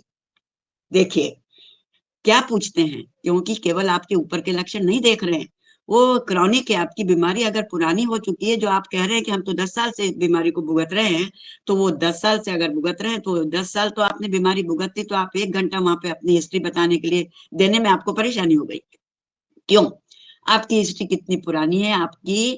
आपके जन्म के समय, जन्म भी नहीं, गर्भ के समय से आपके शरीर में वो बीमारियां आई हुई हैं, क्योंकि वो गर्भ के समय, गर्भाधान के समय में माता पिता के जैसे विचार थे, जिस प्रकार का उनका रहन सहन था, जिस प्रकार का उनका सामाजिक और आध्यात्मिक और जो भी वातावरण था, वो उस सब का प्रभाव आपके ऊपर पड़ा है।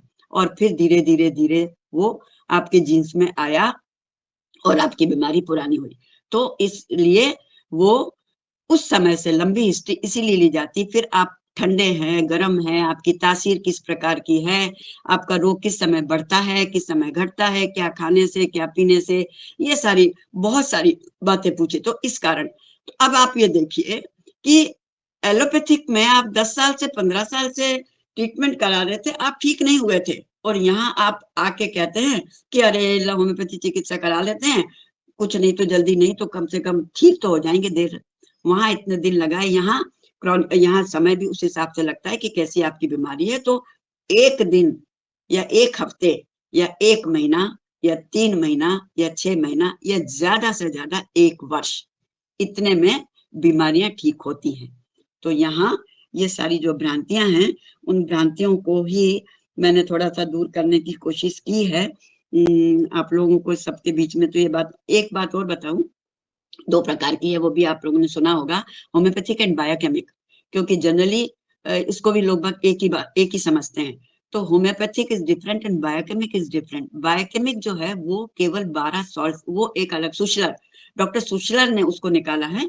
12 प्रकार की केवल मेडिसिन होती है, केवल 12 सॉल्ट्स होते हैं बायोकेमिक मेडिसिन में। वो केवल 12 जो सॉल्ट्स हैं, वो डॉक्टर सुशलर ने इस प्रकार से उसका रिसर्च किया कि जो हमारी बॉडी है वो ऐश जब हो जाती, जलने के बाद में उस ऐश में कितने प्रकार के सॉल्ट्स मिलते हैं। तो वो उन्होंने, जैसे भी उनकी जो पद्धति थी उससे सब उन्होंने रिसर्च करके निकाला कि ये 12 सॉल्ट्स होते हैं, और जो इनकी किसी प्रकार की जो कमी होती है उसी से रोग उत्पन्न होता है। तो उसको दिया जाए, अगर वो सॉल्ट को दिया जाए तो धीरे धीरे धीरे धीरे वो रोग दूर होता है। तो उसमें केवल 12 मेडिसिन हैं, और होम्योपैथी में तो कम से कम 2-2.5 हजार मेडिसिन हैं। फिर एक बात और कि एक ही रोग 10 व्यक्तियों को है, तो एलोपैथिक सिस्टम में एलोपैथी सब 10 को एक ही कंटेंट की मेडिसिन दी जाएगी, किंतु होम्योपैथी में अलग अलग मेडिसिन दी जाती हैं। अगर एक ही रोग है 10 व्यक्तियों को, तो 10 को अलग मेडिसिन लगेंगी, और सबका अलग अलग रोग है तो हो सकता है कि उसको एक ही मेडिसिन लगे। It totally depend upon the totality of symptom, जो कि रेयर, पिक्यूलियर एंड जनरल होते हैं।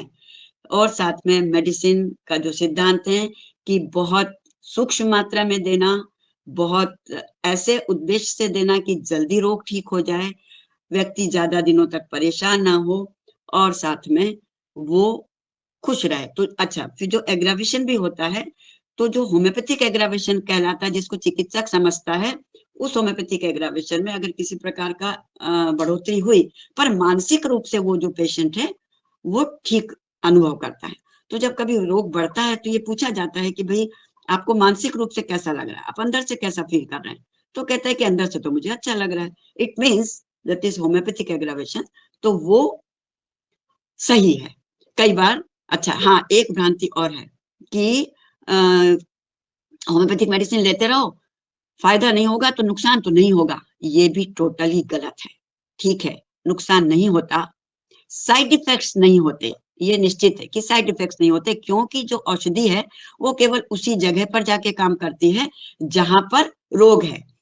और ये रोग भी सिमिलर का सिद्धांत है कि जहाँ पे कमजोरी दिखती है, शत्रु वहीं आघात करता है, शत्रु वहीं मारता है, जहाँ पे कमजोरी दिखती है वहीं शत्रु मार करता है।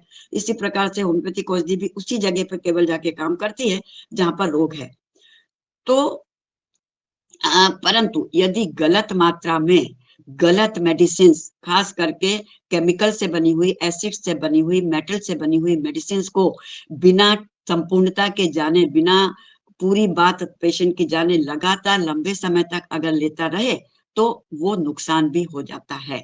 जो चीज फायदा करती है वो नुकसान कैसे नहीं करेगी, या जो नुकसान नहीं करती तो वो फायदा भी नहीं करेगी। ये भी प्रकृति का सिद्धांत है। जो नुकसान नहीं करेगा वो फायदा कैसे करेगा जो नुकसान नहीं करेगा। तो ठीक है, नुकसान नहीं करती, यहाँ तक बात ठीक है, क्योंकि किसी प्रकार के साइड इफेक्ट नहीं होते जब सही मेडिसिन दी जाए। अब जनरली आजकल क्या, और आपने ये भी देखा होगा कि होम्योपैथिक चिकित्सक जो है वो प्रिस्क्रिप्शन नहीं देते हैं, अपने पास से डिस्पेंसिंग करते हैं, अपने पास से मेडिसिन देते हैं, या फिर उतने दिन की दे देते हैं और फिर से आने को कहते हैं। तो ये भी शिकायत होती है लोगों को कि भाई उसने तो हमको लिख के नहीं दिया, प्रिस्क्रिप्शन नहीं दिया। इसीलिए क्योंकि जहां प्रिस्क्रिप्शन मिलता है, पेशेंट उस मेडिसिन को बार बार खाते रहता है। या हमारे दोस्त को, हमारे भाई को, या हमारी बहन को, हमारी माँ को, पिताजी को, घर के किसी भी व्यक्ति को वही तकलीफ हो गई, चलो ले लो, ये मैंने ली थी, उससे मैं ठीक हो गया था। ये कारण है क्योंकि इसका एक सिद्धांत और है, जब जैसे ही रोग के लक्षण कम होना चालू हुए, मेडिसिन की डोज बंद कर दी जाती है। मेडिसिन की डोज वहां पर रिपीट नहीं की जाती। एक्यूट डिजीज होती है, उसमें 5-5, 10-10 मिनट में, आधे घंटे में भी मेडिसिन देना पड़ती है। और जो क्रॉनिक डिजीज होती है, जो बहुत डीप, वहां पर हाईएस्ट पोटेंसी दी जाती है according to susceptibility of the patient. Highest medicine का डोज दिया जाता है, वो हाईएस्ट डोज सिंगल दिया जाता है, या ज्यादा से ज्यादा 1 दिन या 2 दिन के लिए दिया जाता है, क्योंकि वो अपना असर उतने ही गहराई से डालती है। तो वहां पर केवल 15 दिन में 1 डोज खाना है, महीने में 1 डोज खाना है। और प्लेसिबो के रूप में, चूंकि मेंटल तो आखिर होता है, मानसिक तो विचार होता है, अरे हमने 1 दिन गोली खा ली, अब तो रोज तो दवाई मिलती नहीं, तो हमारा फायदा कहाँ से होगा। उसके साथ में बायोकेमिक मेडिसिन दे दी जाती है। Biochemic medicine just like helping vitamin and minerals जैसे दे देते हैं ना, सप्लीमेंट्स दे देते हैं, उस प्रकार से बायोकेमिक मेडिसिन साथ में दे देते हैं, ताकि वो मानसिक रूप से स्वस्थ रहे, कि भाई हाँ, हम सेटिस्फेक्शन रहे कि हम मेडिसिन ले रहे हैं। तो ये इस प्रकार से है। तो ये मैंने डिफरेंस बताया होम्योपैथिक और बायोकेमिक का। दूसरा, होम्योपैथिक में एक बहुत बड़ा डिफरेंस है, हर लोग उसको टिंचर बोलते हैं। टिंचर होता है क्रूड फॉर्म में, वो कलर्ड रहता है, और डाइल्यूशन होता है पोटेंटाइज। उसकी जो सारी जो वो जो मतलब उसमें जो विकार युक्त जो पदार्थ होते हैं उनको निकाल दिया जाता है, तब वो मेडिसिन बन जाती है। और फिर उस मेडिसिन को जब पोटेंटाइज किया जाता है, मतलब शक्तिकृत किया जाता है, तब वो रेमेडी बन जाती है। रेमेडी यानी सारा रेपर्टरी करने के बाद किस प्रकार से उस व्यक्ति को वो मेडिसिन दी जाएगी। ये है मेरा आज की चर्चा, जो शायद जैसे मैंने कहा था कि इतना काव्यमय वातावरण चल रहा था, बहुत मजेदार, उसमें इतना रूखा विषय आज लिया, तो पर फिर भी हमने कहा चलिए इसके बारे में भी जो भ्रांतियां हैं स्पेशली वो दूर कर दें। तो ये मैंने किया। मुझे जो भी कुछ गलतियां हैं मुझे क्षमा करें। या किसी के कुछ प्रश्न है, अगर अभी भी कुछ भ्रांति है, ये प्रश्न है, तो आप पूछ सकते हैं। अदरवाइज मैं जल्दी आज आपसे छुट्टी मांगूंगी, क्योंकि 10 बजे मुझे यहाँ से जाना है, मेरी फ्लाइट है। जी जी कुसुमबेन। विषय रूखा नहीं था, विषय रूखा नहीं था, विषय बहुत ज्ञानवर्धक था। यदि इसको रूखा नहीं कहेंगे, ज्ञानवर्धक विषय है और जो ज्ञान पिपासु हैं, उनके लिए तो बहुत उपयोगी रहा। और दूसरा मैं सभी पूरे सदन को ये बताना चाहता हूँ कि होम्योपैथी में मेरा भी बहुत विश्वास है और 2 ऐसे उदाहरण मैं बताना चाहता हूँ, जिससे लोगों को शायद होम्योपैथी के प्रति और रुझान होगा। हमारी बेटी छोटी थी, लगभग वो बड़ी वाली बेटी जब लगभग 16-17 साल की हुई तो उसके मस्तक पर बहुत सारे बारीक-बारीक दाने दिखे। तो क्योंकि हम हमेशा होम्योपैथी का ही इलाज करते थे, तो हम जो है डॉक्टर के पास गए। उनको होम्योपैथ के पास उनको दिखाया। उन्होंने कहा अच्छा एक्ने हो रहे हैं और जो है उन्होंने एक दवा बस लिख दी मुझे, क्योंकि जो है वो हमारी जो दीदी हैं जिनके जो आज मुख्य वक्ता थी, इनके भी गुरु रहे हैं। तो उन्होंने एक दवा दी और वो दवा मैंने सिर्फ 1 खुराक दी रात में ही और सवेरे वो पूरे दाने गायब हो गए और उसके बाद में आज तक उसको कभी कोई पिंपल्स नहीं हुए। एक दूसरा उदाहरण दे रहा हूँ, छोटी बेटी को होंठों के पास और हाथ में जो है थोड़ा-सा कुछ पानी-पानी सा निकलना शुरू हुआ, चमड़ी गलनी शुरू हुई। तो हमने हमारे एक फ्रेंड हैं एलोपैथी डॉक्टर, उनको दिखाया। उन्होंने कहा अरे यार फंगल इन्फेक्शन हो गया है और एक जो है अपने पास से ही एक वो सैंपल था वो दे दिया कि ये लगा लो ठीक हो जाएगी। हमने लगाया, ठीक हो गई। फिर 15 दिन बाद में फिर वापस वो चीज़ उभर के आई। फिर उस वही ट्यूब रखी हुई थी, वो लगा दिया, ठीक हो गई। फिर वापस 15 बल्कि 8 ही दिन बाद दोबारा हुआ। तो हमने कहा अब तो होम्योपैथ के ही पास जाना पड़ेगा। उन्हीं के पास गए, आदरणीय गुप्ता जी हैं सम्मानीय, उनको बताया, उन्होंने देखा, उन्होंने केवल एक दवा दी, जिस दवा का नाम भी मुझे याद है, एक्ने वाली दवा का नाम तो मैं भूल गया इसलिए मुझे याद नहीं। तो वो वियोला ट्रिच दी उन्होंने और मैंने जाके वियोला ट्रिच बाज़ार से लेके और 1 खुराक दी है और सवेरे सब पानी निकलना बंद हो गया। दूसरे दिन दूसरी खुराक दी, उसके बाद में उसको वो परेशानी कभी नहीं हुई, जो एलोपैथी से ठीक नहीं हो पा रही थी। ये मैंने 2 दृष्टांत बता दिए उदाहरण, यदि सदन को जी इससे मैं कुछ विश्वास जमे तो अच्छी बात है। जी धन्यवाद। बहुत बहुत धन्यवाद आदरणीय भाई साहब, बहुत सुंदर। और हमारी बहन कुसुम बहन ने जी आपका भी बहुत सुंदर आज का मार्गदर्शन रहा। और आज मैं हमारे एक बात मैं रंजना बहन मैं एक बात और बोलूंगी। मैं जो स्वयं होम्योपैथ बनी उसके पीछे भी हिस्ट्री है। मैं 22-23 साल की थी, मेरी फर्स्ट डिलीवरी के बाद मुझे बहुत रोग हो गया था यूट्रस से संबंधित, और उसका वो तो लंबी बात है परंतु मैं शॉर्ट में बता रही हूँ। उसका इलाज चला 5 साल तक, 4 साल तक एलोपैथिक, क्योंकि उस समय तो मुझे होम्योपैथी के बारे में एबीसीडी मुझे कुछ भी नहीं पता था। और मेरे पतिदेव चूंकि एक जज थे तो ट्रांसफर तो होता रहता था, तो जिस भी स्टेशन पे हम जाते थे और डॉक्टर को दिखाते थे और डॉक्टर एलोपैथी का इतना बड़ा प्रिस्क्रिप्शन दे देते थे, इंजेक्शन और मेडिसिन सब। और ऐसे करते करते 4 साल बीत गए। हर बार मैं इतनी परेशान हो चुकी थी कि मैं मानसिक रूप से ये कहने लगी थी कि अब तो मुझे कुछ जहर दे दीजिए, मुझे अब नहीं जीना है।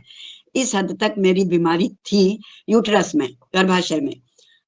एक बार नरसिंहपुर, जो जबलपुर के पास नरसिंहपुर है, वहां पे हमारे पतिदेव की पोस्टिंग हुई और फिर वहां पे गायनिकोलॉजिस्ट के पास गई तो उन्होंने फिर से वही पर, वो सीनियर गायनिकोलॉजिस्ट थी, वही पर्चा उन्होंने फिर से, जब वो देखा प्रिस्क्रिप्शन, मुझे पता नहीं उस समय इतना गुस्सा आया, मैंने वो पर्चा उनके टेबल पे इस प्रकार से पटक दिया और कहा कि मैडम आप 5-4 साल से मेरा ये इलाज चल रहा है, मुझे कुछ फायदा नहीं होता है, आप अगर कुछ और दे सकती हैं तो दे दीजिए, अदरवाइज मुझे कुछ जहर की पुड़िया दे दीजिए, क्योंकि मैं अब बहुत परेशान हो चुकी हूँ। वो बेचारी, मुझे बाद में तो मैंने बहुत रिग्रेट किया, मैंने उनसे सॉरी भी बोला, मैंने उनसे क्षमा भी मांगी और फिर उन्होंने कहा कि अच्छा आप बैठिए।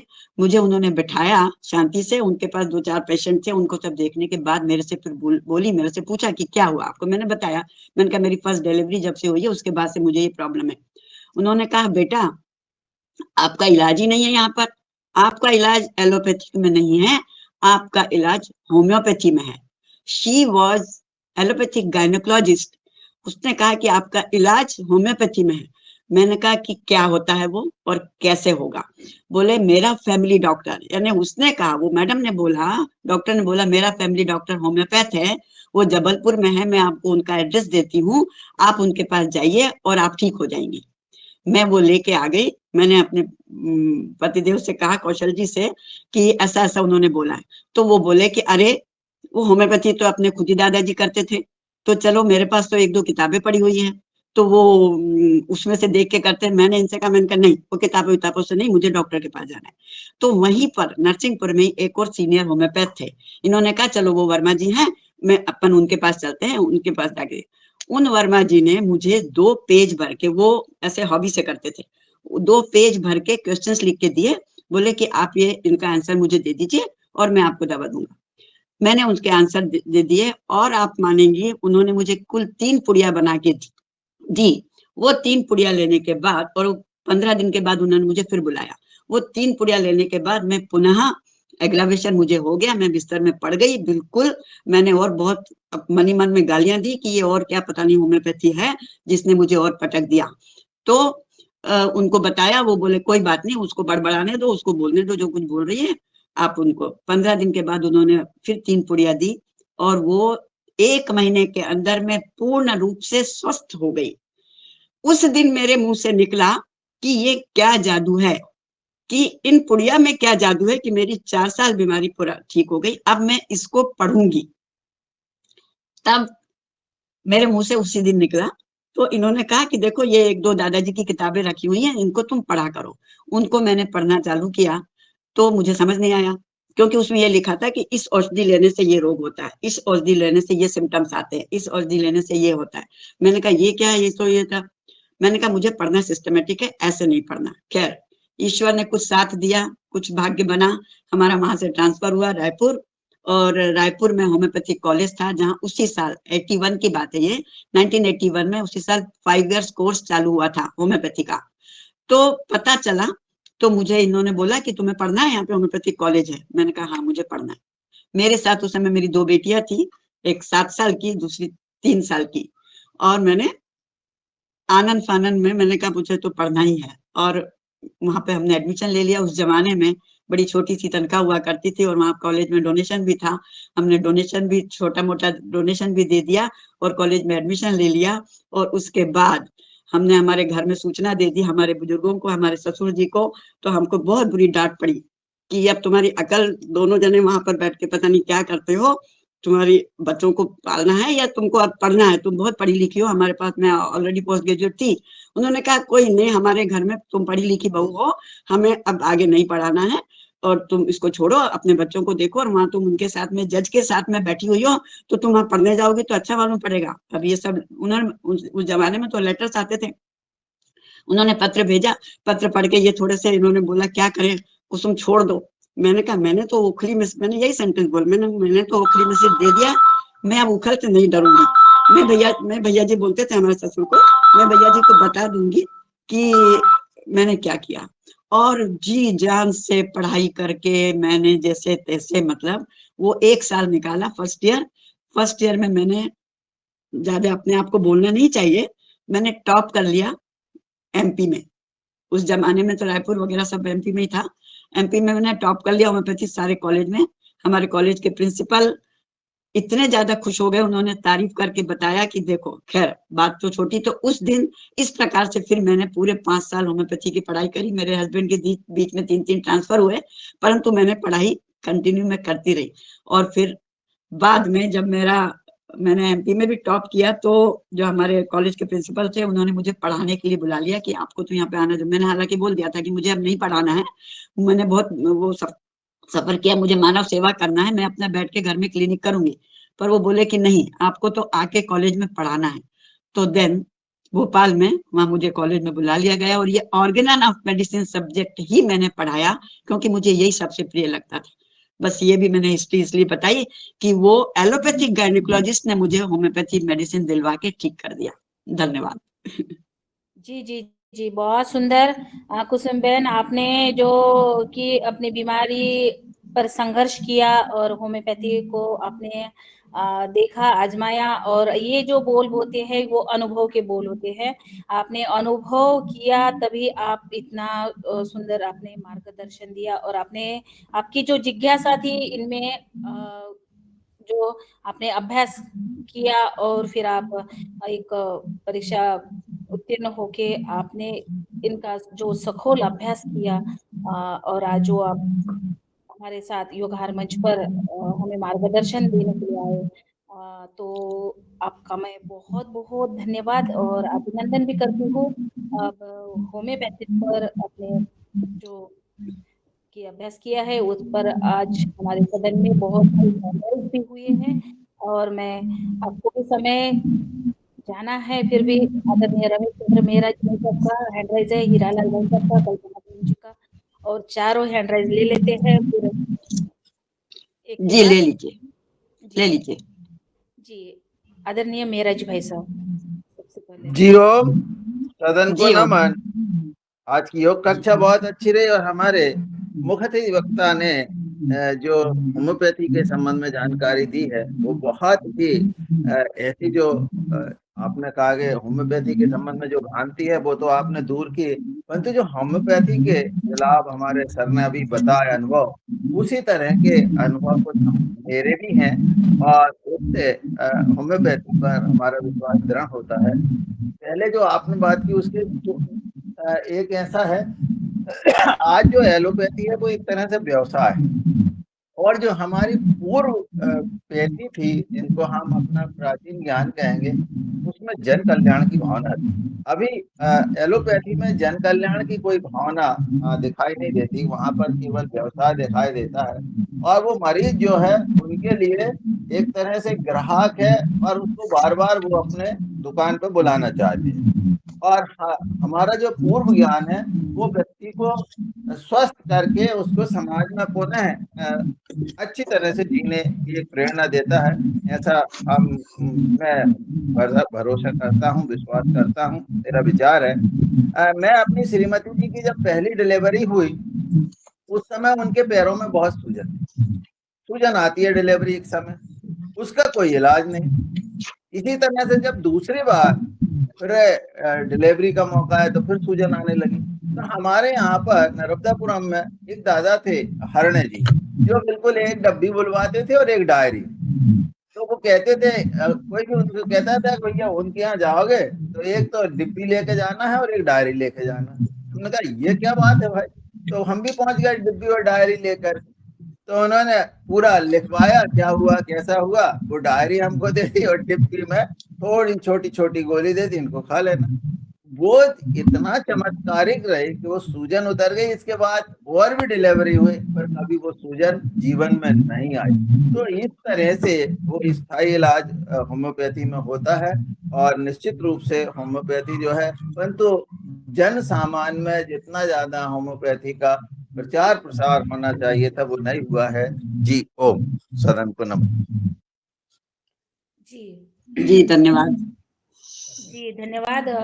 सच में होम्योपैथी का इलाज होता है मगर थोड़ा धीरे धीरे होता है। तो आगे मैं आदरणीय हीरालाल भाई साहब को सादर आमंत्रित। जी बहुत बहुत आभार आपका। समय अधिक होने के बाद भी आपने समय प्रदान किया, और हमारे आज की मुख्य अतिथि जी ने जो अपन को समय दिया उनका भी आभार। संपूर्ण गुरु सत्ता को नमन करते हुए आज की योग शिक्षिका पार्वती बहन जी को भी बहुत बहुत नमन बंदन। जो भ्रांति है उसके बारे में एक उदाहरण देना चाहता हूं मैं अपने घर से ही। हमारे मिसेज को श्वास की बीमारी थी जिसको दमा की बीमारी के नाम से जानते हैं, और ये जेनेटिक थी और उनको दौरे पड़ते थे, इसके श्वास के बहुत हालत खराब हो जाती थी। और कोरोना काल में कुछ ज़्यादा खराब हो गई थी क्योंकि डायबिटीज भी साथ में बढ़ गई थी 300-400 के आगे, और थायराइड भी, बहुत सारी समस्या। जब स्थिति बहुत नाजुक हो गई तो इलाज तो अंग्रेजी दवाई से ही कराना पड़ा तात्कालिक रूप में, लेकिन उन्होंने संकल्प लिया कि मैं 6 महीने के अंदर इस अंग्रेजी दवाइयों से मुक्ति पा लूंगी, इनको छोड़ दूंगी। और थोड़ी जब कमजोरी थी तो प्राणायाम भर किया, फिर उन्होंने कुछ आसन शुरू किए और धीरे धीरे करके 6 महीने के अंदर उन्होंने पूरी अंग्रेजी दवाई से मुक्ति पा ली। और फिर योग प्राणायाम करते हुए उसके पहले का बताऊं, जब वो श्वास की समस्या होती थी तो वो छत की सीढ़ियां चढ़ना तो बहुत दूर, सामान 10 कदम चलने में भी परेशानी होती थी, बैठ जाती थी, थक जाती थी, हाँफने लगती थी। और योग प्राणायाम के आधार पर उन्होंने अपने आप को इतना मजबूत किया कि श्वास नाम की बीमारी उनके आसपास नहीं है। पिछले 2-3 साल से अब इतनी स्थिति है कि वो 2 मंजिल तक छत पर चढ़ी जाती हैं सीढ़ियों से और दौड़ के जाती हैं। उनको मना करना पड़ता है, कहते हैं मत तेज दौड़ा करो। और सामान 20-30 किलो सामान, कपड़े हैं, कुछ और सामान लेके जाती हैं। तो जो भ्रांति बनी हुई थी कि दमादम के साथ जाता है, वो उदाहरण है हमारे घर में ही। आज जो योग करती हैं वो इतनी स्पीड से करती हैं, उनको वीडियो देख के हमारे उनकी जो परिचित हैं, मोहल्ले के लोग हैं, वो कहते हैं तो गजब कर दिया इन्होंने। ये बड़ा उदाहरण है आयुर्वेद का। दूसरा मैं धन्यवाद देना चाहूँगा आदरणीय भारद्वाज बहन जी को। यदि मैं उनको पूरा नहीं सुन पाया, लेकिन जितना सुना मुझे लगा कि जैसे कोई मेडिकल कॉलेज में कोई प्राध्यापक प्रोफेसर बता रहा हो, अपने स्टूडेंट को समझा रहा हो। तो उनकी जो बताने की कला है, जो समझाने की दक्षता है, वो अद्भुत है। एक एक शब्द बैठता है। और चिकित्सा विज्ञान के जो विभिन्न आयाम हैं, विभिन्न पद्धतियां हैं, ना केवल होम्योपैथी की बल्कि अन्य पैथी है, उन सब का भी आपको विशद गहराई से ज्ञान है, नॉलेज है, उसका अध्ययन है। और अपने व्यक्तिगत जो व्यवहारिक ज्ञान है उसके द्वारा रोग निदान की जो कला है वो अद्भुत है, बताने की, समझाने की। तो ये सब जो चीजें थी, इसके पहले आदि डॉक्टर रश्मि झा जी को सुना था, तो उनके चिकित्सा विज्ञान को सुनकर मैं बहुत अभिभूत हुआ था। लेकिन मैंने माना कि आप दोनों ही बिल्कुल एक हैं और एक से बढ़कर एक हैं। दोनों जनी कहीं किसी से कोई कम नहीं है। आपके ज्ञान को नमन, आपकी इच्छा शक्ति को नमन, आपकी समाज सेवा को नमन। और मुझे समय दिया बहन जी ने, उसके लिए आपका आभार। ओम प्रणाम। बहुत सुंदर हीरालाल भाई साहब। ओम ओम बहन। हाँ जी जी, ओम ओम। बहुत सुंदर हीरालाल भाई साहब का जो अनुभव उन्होंने बताया और जो उनके स्तुति करने की जो ये रहती है वो बहुत अच्छी रहती है। इसीलिए हीरालाल भाई साहब लास्ट तक रहने चाहिए योगाहार में, मगर योगाहार में वो छोड़ देते हैं। चलिए ओम, आगे मैं कुछ आदरणीय बोलना कल्पना बेदी। मैं कुछ बोलना चाहूंगी। जी जी जो जी, हमारी बोलिए। आदरणीय कुसुम जी, डॉक्टर आदरणीय कुसुम जी, जो भोपाल में रही, आजकल थोड़ा दिल्ली पहुंच गई हैं, तो अभी भी भोपाल में मकान है। तो भोपाल में ये होम्योपैथिक जो कॉलेज है उसकी लेक्चरर रही, इसलिए उनकी जो बोलने की शक्ति, सामर्थ्य, कला है वो वैसी ही है। अभी कुछ दिन पहले ही गई हैं भोपाल से, यहाँ वो पढ़ाया करती थी। और क्योंकि उनके भाई साहब का स्वास्थ्य ठीक न होने से थोड़े दिन पहले ही गई हैं, तो अभी तक उन्होंने पढ़ाया इतना कॉलेज में। तो उनकी जो कला का सामर्थ्य है, हम तो कई सालों से देख रहे हैं और हमने खुद ने सीखा है कि कैसे हम, क्या बोलने की कैसी कला हो, कैसे उन्होंने हम सबको सिखाया है। वो हमारी बड़ी बहन के समान है। आदरणीय बहन कुसुम जी, आपका बहुत बहुत धन्यवाद, बहुत बहुत आभार। ओम।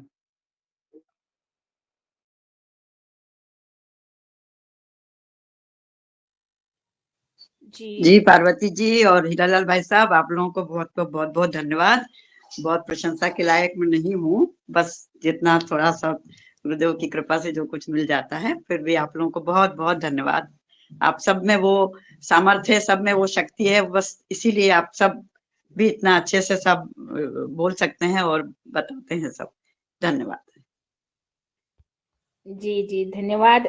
और आगे में आदरणीय कुमारी मधुजा बहन जी है, उनको सादर आमंत्रित करती हूँ अपने सवाल के साथ। ओम दीदी, ओम भैया, सभी सदन के सभी भाइयों बहनों को मेरा ओम। आज दीदी ने जो होम्योपैथिक दवा पर चर्चा की, बहुत ही अच्छा लगा सुनकर। और मैं शुरू से ही होम्योपैथिक दवा ही खाई हूँ मेरे पिताजी को। और एक बात बताती हूँ कि इस दवा से हमारे घर में बहुत लोगों को जो जड़ से बीमारी सब चला गया है। और एक जो इन्होंने दवा सब बताया कि वो दवा जो है तो छोटा सा पड़ता है, लेकिन इतना अच्छा असर जादू की तरह काम करता है। तो मेरे साथ ऐसा ट्रेजरी आया है जिसमें कि पूरे लोग एकदम उस जड़ से ख़त्म कर दिया है बीमारी को। और अब मेरे हस्बैंड का ही एक्सीडेंट हुआ तो उसमें जो सिम्फाइटम क्यू है, उनके बाद मैंने कई लोगों को खुद दिया जो एक्सीडेंट के बाद, तो काफ़ी लोगों को फ़ायदा हुआ है उससे। और भी जब मेरी सास मदर इन लॉ का जब एक्सीडेंट हुआ था तो उनको हमने दिया, तो सब लोग जो कि बेड पर थे, बेड पर से लोग उठ के और अच्छा से सब लोग अपना कार्यक्रम को किए। बेटी को मेरे ऐसा हुआ कि उसको सारे डॉक्टर एलोपैथिक में जवाब दे चुके थे कि मेरे पास इनका इलाज नहीं है, आप ले जा सकते हो। तो उसके बाद मैंने सेंसियो क्यू करके, एक डॉक्टर हमारे फैमिली के ही थे, तो वो उन्होंने बताया, वो दिया, तो आज वो एक बच्चे की माँ भी है। तो इतना अच्छा होम्योपैथिक दवा का हमें मिला है कि बता नहीं सकती हूँ। तो हम लोग शुरू से ही उसे ही प्रयोग किया है और काफ़ी लाभ मिला है हमें। कई लोग को ऑपरेशन से बचाया गया है इन दवाओं से। लेकिन एक चीज़ है जिसमें ये है कि इसमें ये दवा जो है ना, रिएक्शन भी करता है, जो मेरे पिताजी के साथ हुई थी। वो मैंने आज से करीब 40 साल पहले की बात है। तो उन्हें ना वो हाई पावर की डोज ज़्यादा ले लिए थे, तो ऐसा हुआ कि वो रिएक्शन करने के बाद उसका इलाज फिर होम्योपैथिक से ही ठीक हुआ। वो इसका एलोपैथिक में इलाज नहीं था, डॉक्टर साहब बोल दिए इसका एलोपैथिक में इलाज नहीं है, तो दवा जो लेना है तो उस डॉक्टर के सलाह से ही लेनी है। ऐसा नहीं लेना है कि ज़्यादा जल्दी खा ले जल्दी ठीक हो जाएंगे। तो इस बात पर ध्यान रखना है, नहीं कहना था। ओम। जी जी जी, बहुत सुंदर मधुजा बहन जी, आपने बहुत अच्छा अनुभव आपके बताया। और आगे मैं आदरणीय दुबे सर को सादर आमंत्रित करती हूँ। जी, आदरणीय दुबे सर। धन्यवाद रंजना बहन जी। आज की मुख्य अतिथि जी का समय ध्यान में रहते हुए, क्योंकि उनको फ्लाइट से जाना है, मैं सिर्फ